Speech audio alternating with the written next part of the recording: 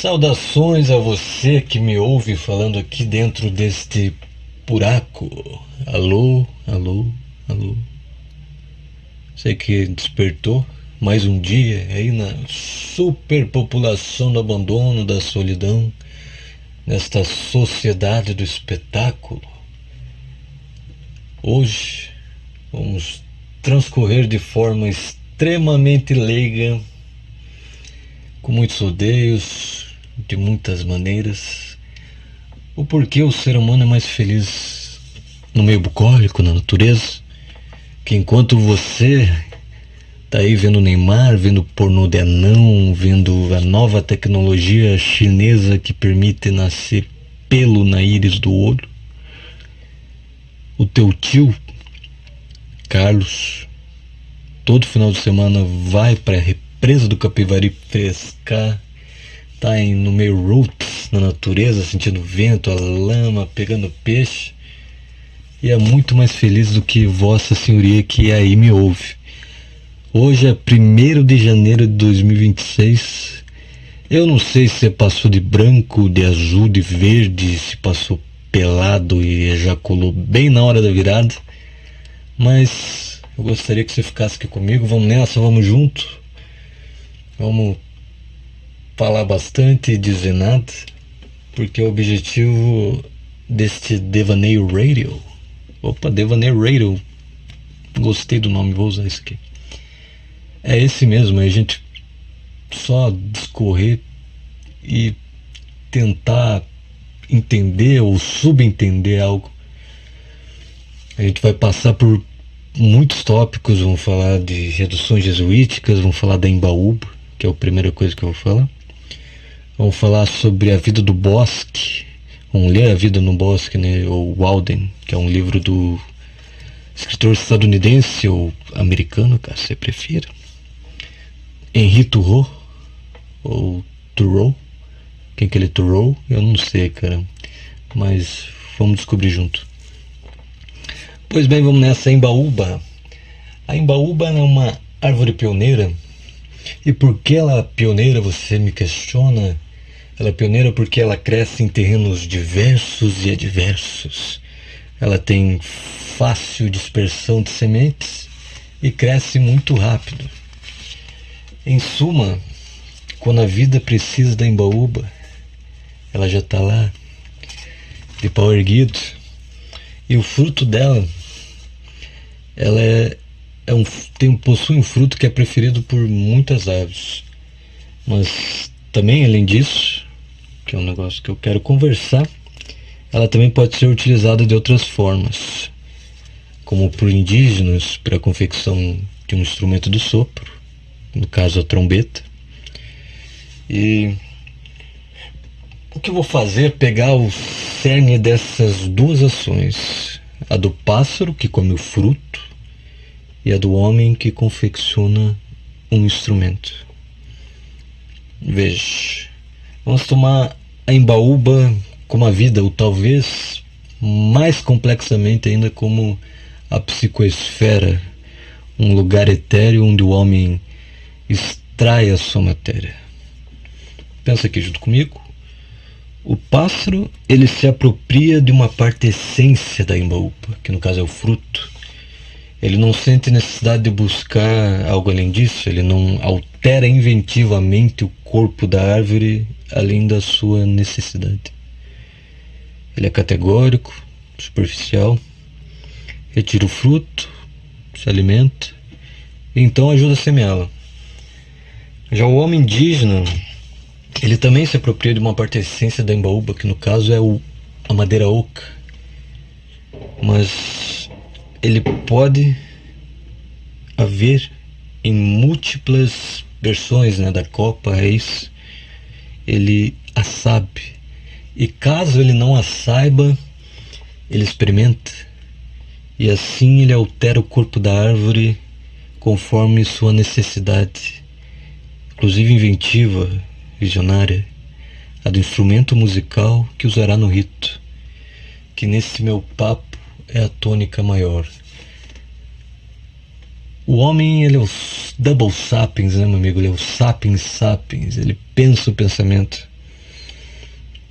Mas vamos voltar aqui. Se um pássaro encontra uma embaúba, ele vai ser direto, ele vai buscar o objeto que já está concebido.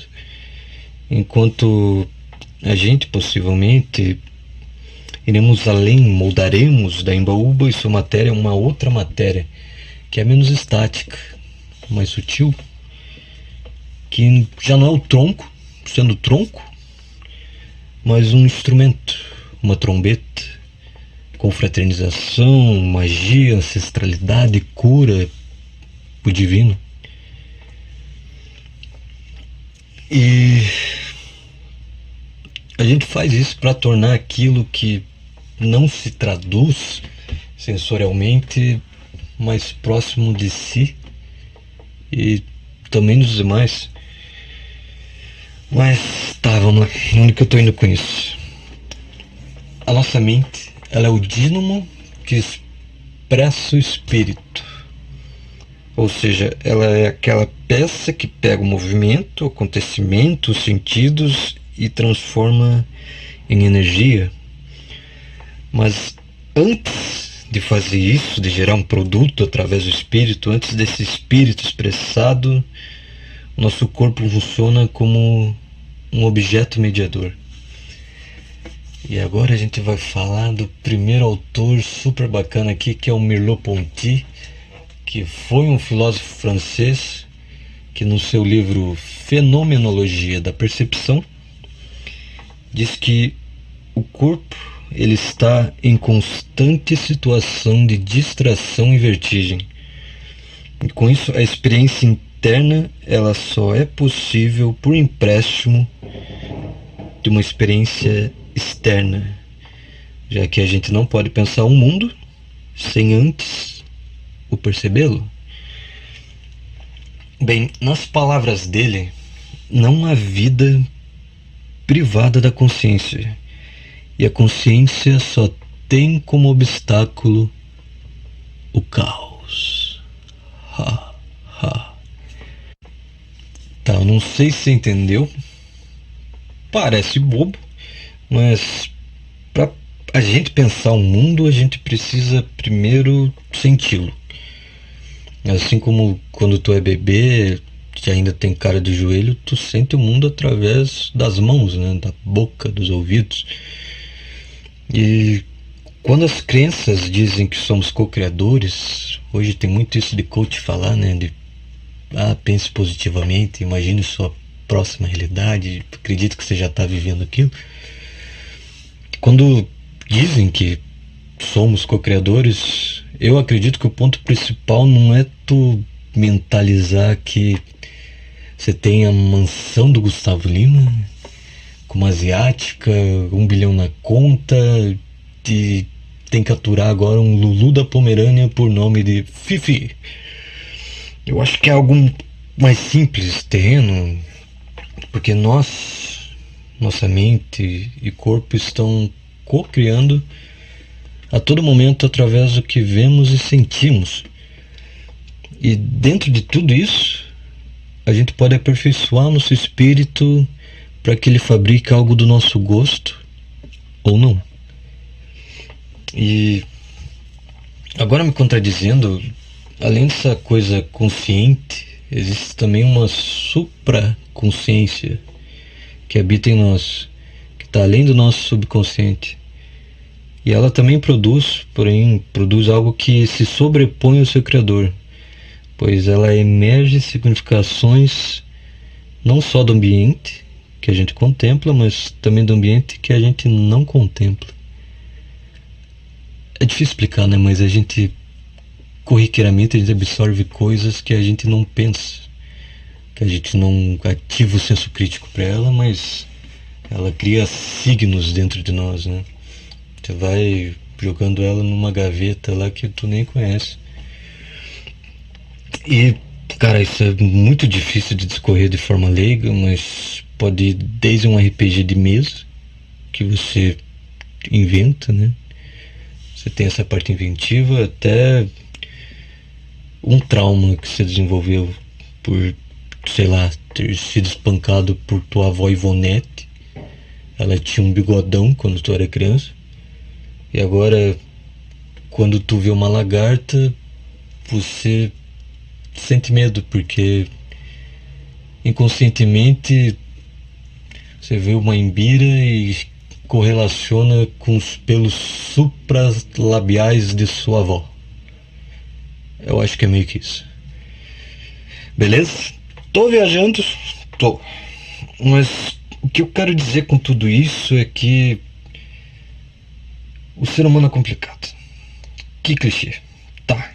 E a gente se auto-sabota e nunca vamos atingir a felicidade plena por ter sempre essa necessidade, essa angústia de estar sempre produzindo, fazendo algo. É inerente a nós, e mesmo que talvez devêssemos ser mais como um pássaro que apenas come o fruto da embaúba e está satisfeito, é difícil, cara. Se não é impossível ser, ainda mais num momento da evolução que a gente está, ser mais orgânicos, mais uno com o ambiente. Porque foram muitos anos de evolução que passaram para que saíssemos de arborícolas, né, que passavam o dia inteiro em cima de uma árvore, para o momento que a gente está agora, de propaganda de TV progressistas e PEC de pé. E tem uma pergunta que eu já me fiz, eu vou fazer para você agora também. Se eu te desse arroz, feijão, macarrão, carne, água para um ano, tu se bastaria só com isso? Seria suficiente apenas viver? Existe um relato de Antônio Ruiz de Montoya, que foi um jesuíta e linguista missioneiro no século XVII. E ele participou das edições jesuíticas no que hoje é o Paraná, na época era o Paraguai ou o Vicente do Peru. Sei lá, cara, América Latina é um negócio complexo. Hoje é o Paraná, é isso. Inclusive, nessa época foi a primeira vez que um homem branco tomou chimarrão, tererê. E é por isso também que o Paraná abdica o chimarrão para si. Ele fala, pô, é nosso, né? Historicamente e geograficamente também, porque a maior produção de erva mate in natura, que nasce naturalmente, é aqui no Paraná. Mas enfim, isso é um outro papo. Na época das edições jesuíticas do Montoya, ele escreveu uma obra chamada Silex del Divino Amor, que possui uma mística que fala muito dessa unidade com a criação divina, da nossa afeição com Deus. Sugere que a plenitude da nossa existência está no sentimento total junto à presença do divino, está na simbiose com a essência celestial da criação, né? Simbiose, né? Aglutinação com a natureza, com tudo que é feito, com tudo que existe. E existia um indígena nas edições jesuíticas que era o Piraci. E Piraci é visto por Montoya como incumbido nessa plenitude existencial. Ele é retratado como desnudo a um de si mesmo. Ou seja, pelado até de si mesmo, né? Nu até de si mesmo. Pois, para ele, aquele que deseja se achegar mais ao âmago dessa vida pura, igual para si, precisa estar ao máximo perseguindo os sentidos exteriores para que assim se vista de uma consciência absoluta. O Montoya ele vai dizer: rastréale por los sentidos exteriores hasta que, como roupa de que lo irracional se viste, te desnude de ellos. Que no caso é o homem está na plenitude possível de todos os seus sentidos exteriores, né? Está sentindo tudo fortemente, intensamente, para que pela intensidade desses sentidos eles passem a calejar esse ruído branco, para que assim dele nos desnudemos, nos despojemos, nos aproximando assim da máxima existência.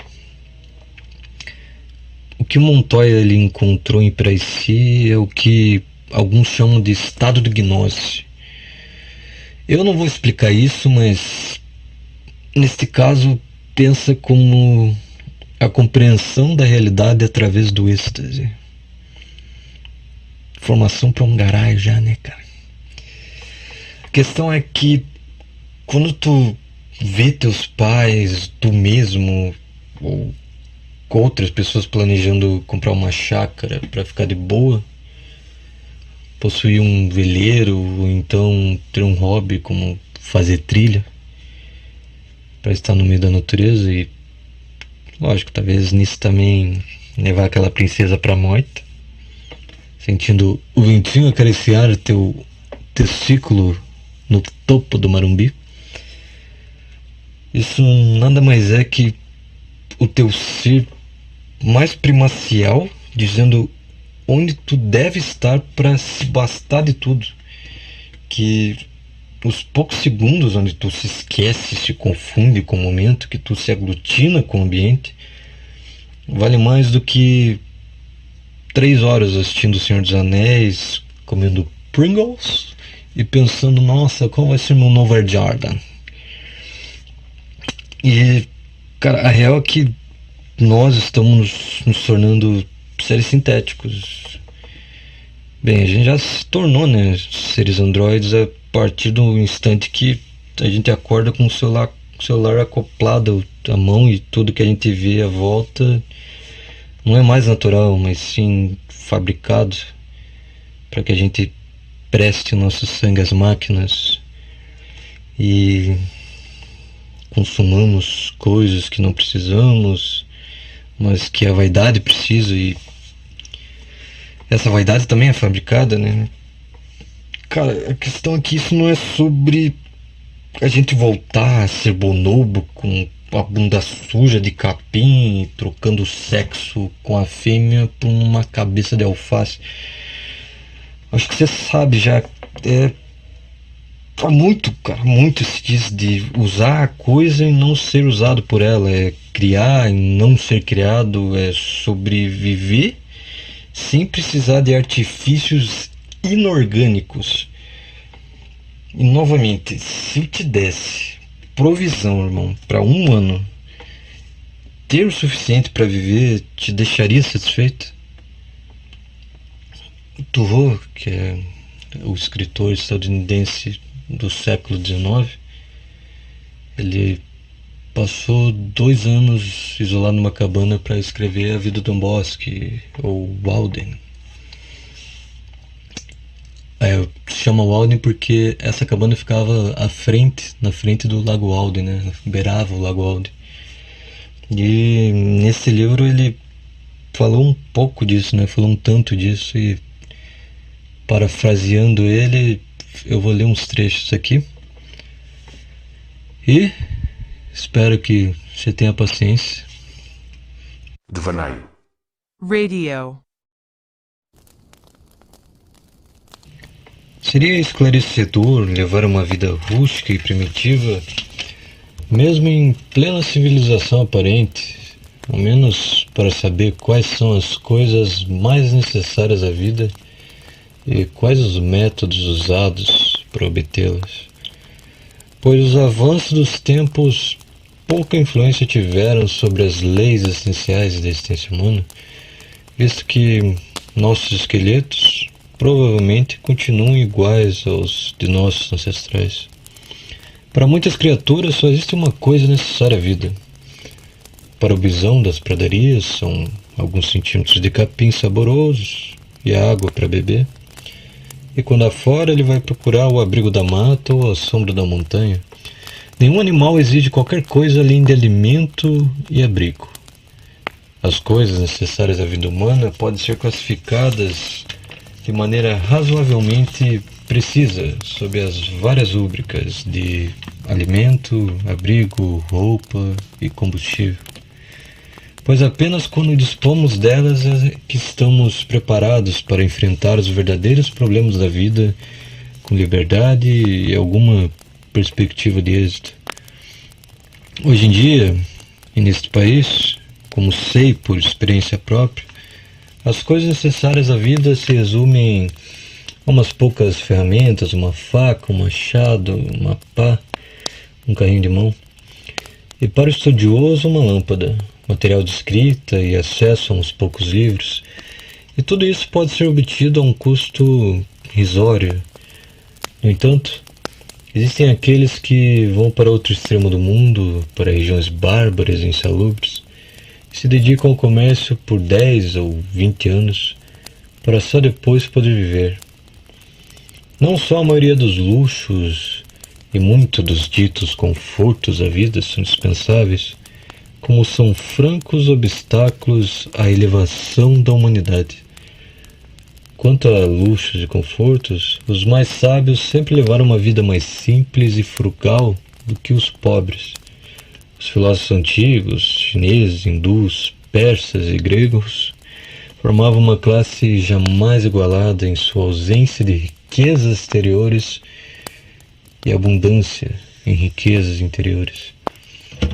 Ninguém pode ser um observador imparcial ou sábio da vida humana, a não ser da perspectiva que nós deveríamos chamar de pobreza voluntária. O fruto de uma vida de luxo é o luxo, seja na agricultura, no comércio, na literatura ou na arte. Atualmente existem professores de filosofia, mas não filósofos. Mesmo assim, é admirável professar, pois um dia foi admirável viver. O homem queria um lar, um local de calor, de conforto. Primeiro, de calor físico, depois, do calor das afeições. Podemos imaginar um tempo em que, na infância da espécie humana, algum mortal teve iniciativa e entrou em uma caverna buscando abrigo. Cada criança recomeça o mundo e ama ficar livre. Mesmo quando está chuvoso e frio, brinca de casinha, assim como de cavalo, tendo um instinto para isso. Da caverna avançamos para telhados de folhas de palmeiras, de cascas e ramos de árvores, de tábuas e telhas, de pedras e azulejos. Por fim, não sabemos o que é viver ao ar livre e nossa vida é doméstica em mais sentidos do que pensamos. Da lareira ao campo há uma grande distância. Seria bom, talvez, se passássemos mais de nossos dias e noites sem nenhuma obstrução entre nós e os corpos celestiais.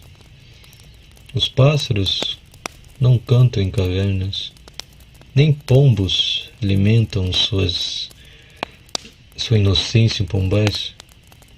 É o devasso e cheio de luxo que lança as modas que o rebanho segue com tanto empenho. Creio que no vagão de trem ficamos inclinados a gastar mais com luxo que com segurança e praticidade. Prefiro me sentar em uma abóbora e tê-la toda para mim do que me espremer com mais gente em almofadas de veludo.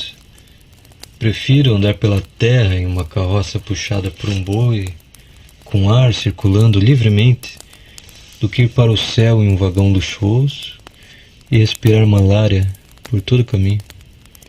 A própria simplicidade e a nudez da vida do homem, nas eras primitivas, sugerem essa vantagem. Ainda lhe permitia ser apenas um hóspede na natureza. Depois de se revigorar com comida e sono, ele encarava de novo a viagem. Morava, por assim dizer, em uma tenda neste mundo e caminhava pelos vales, atravessava as planícies ou escalava até os picos das montanhas. Mas os homens se tornaram os instrumentos de seus instrumentos. O homem independente que colhia frutas quando sentia fome se transformou em agricultor. E o que buscava abrigo debaixo da árvore Agora tem uma casa para cuidar. Não acampamos mais por uma noite, mas assentamos na terra e esquecemos o céu. Adotamos o cristianismo meramente como método melhorado de agricultura. Construímos para este mundo uma mansão e para o próximo uma sepultura. Pois bem, isso aqui não é um incentivo ao primitivismo extremo.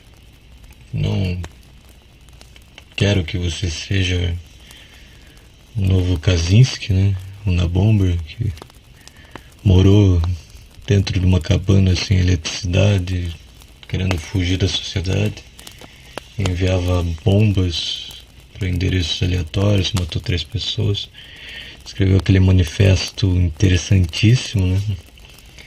Que fala de coisas bem atuais, né? Acho que foi escrito em 70, 80, mas fala, por exemplo, que a Revolução Industrial causou que a gente vivesse de uma forma antinatural.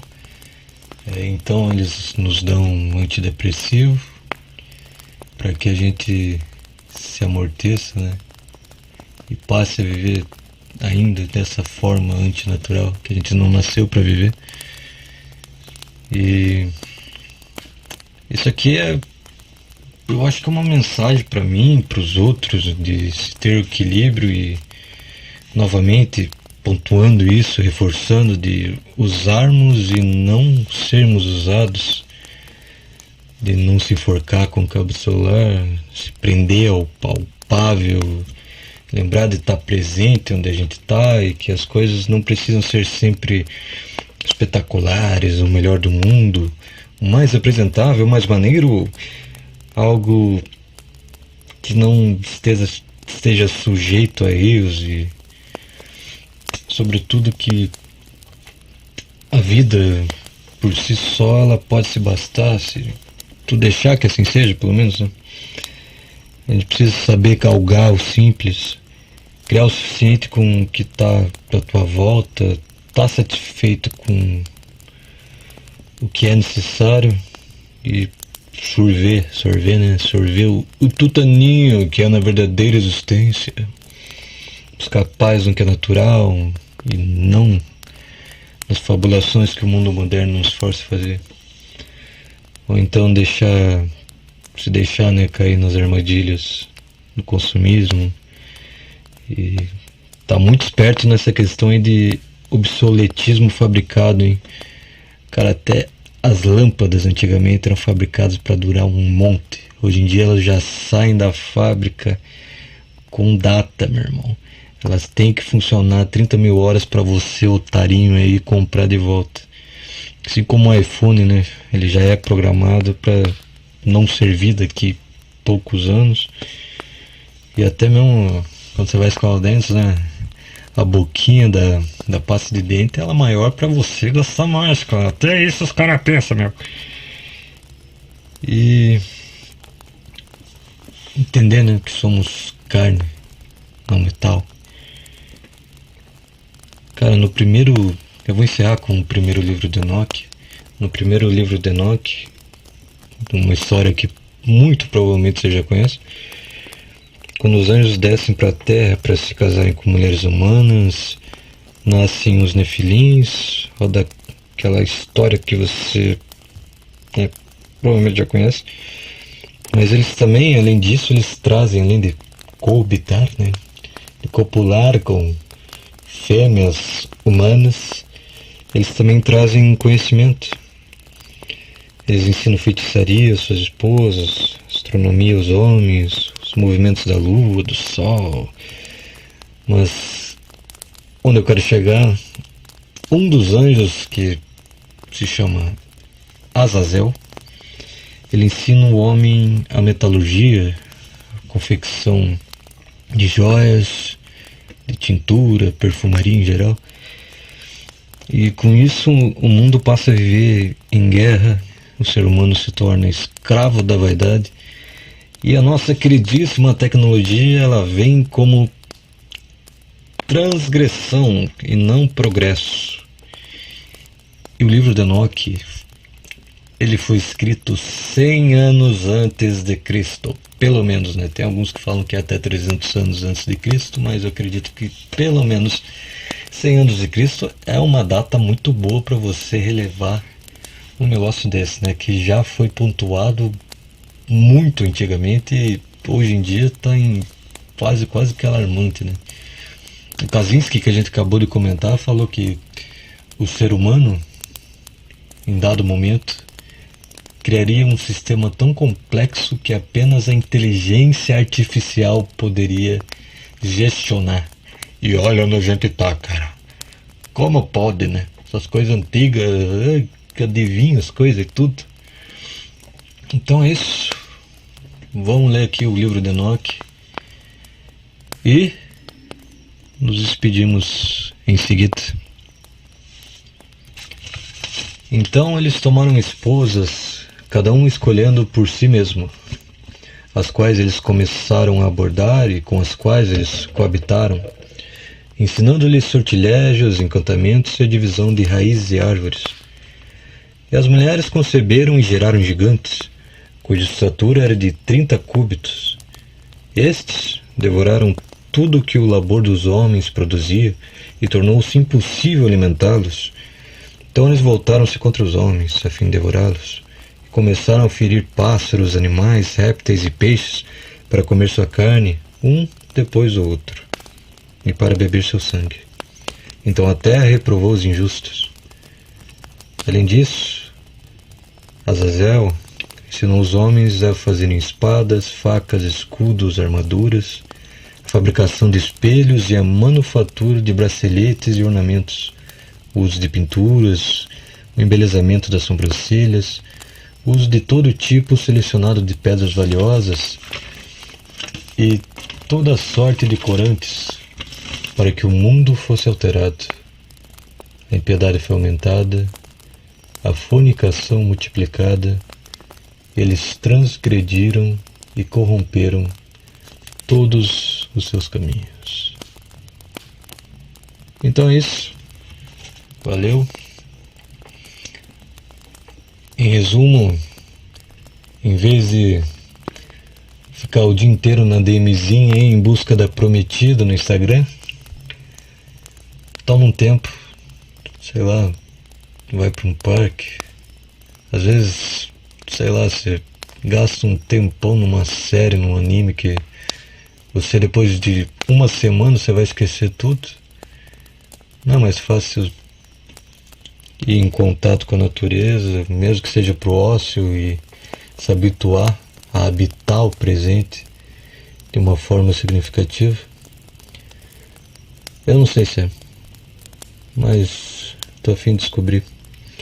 E fiz um pouco disso aqui pra te levar um pouco comigo. É isso. Valeu.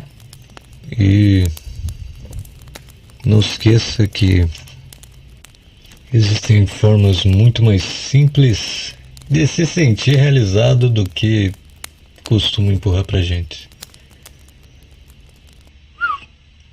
Fui.